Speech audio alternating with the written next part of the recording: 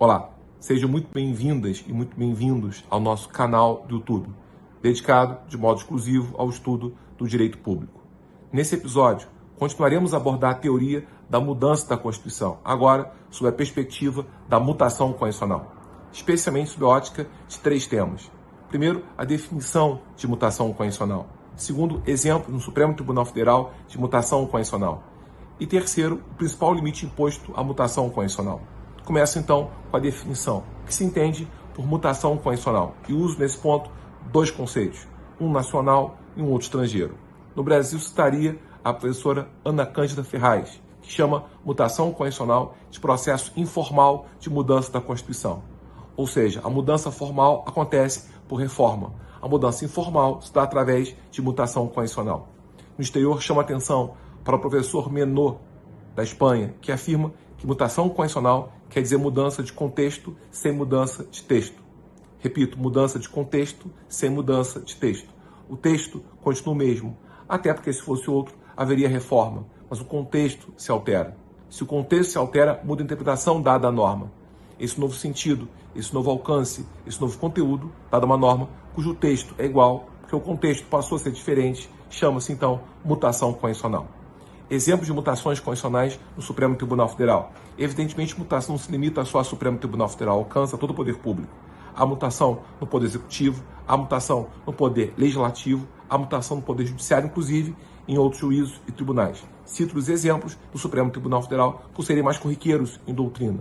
Por exemplo, HC 82939, progressão de regime prisional na situação de crime hediondo, mutação do artigo 5º de nossa Constituição.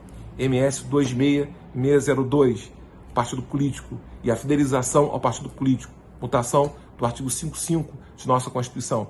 O ADPF 132, a união estável entre pessoas do mesmo sexo, mutação do artigo 226, parágrafo 3º de nossa Constituição.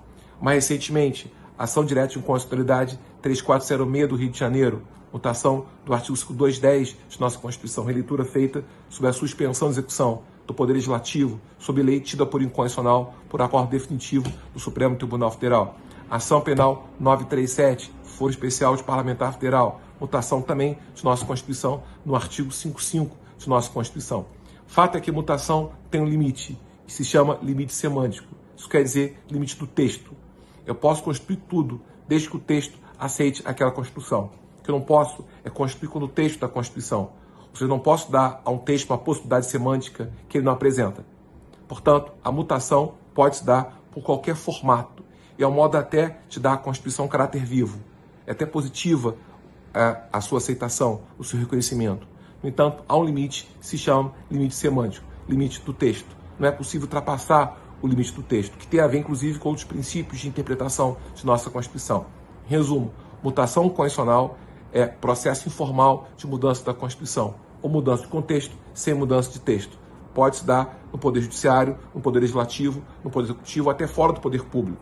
Até porque é pela teoria de que intérprete forma, sociedade aberta da Constituição, qualquer intérprete informal também dá à Constituição um sentido, um alcance, um conteúdo. Mas quando feita pelo Supremo Tribunal Federal, encontraria esses grandes exemplos. O HC 82959, o MS 26602, ADPF 132, ADI 3406, Ação Penal 937, todas sujeitas ao mesmo limite, chamado limite semântico, limite do texto. Até a próxima. Forte abraço a todos.